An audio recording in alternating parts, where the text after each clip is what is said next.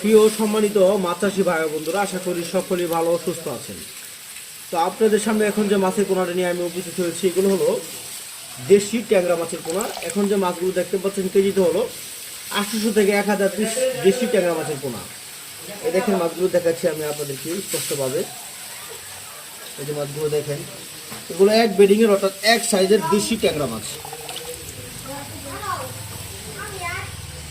তো দেশি ট্যাংরা মাছের পোনা, যদি দেশি গুলশা মাছের পোনা আপনাদের কারো প্রয়োজন হয়, তাহলে আপনারা আমাদের কাছ থেকে মাছের পোনাগুলো সংরক্ষণ করতে পারবেন।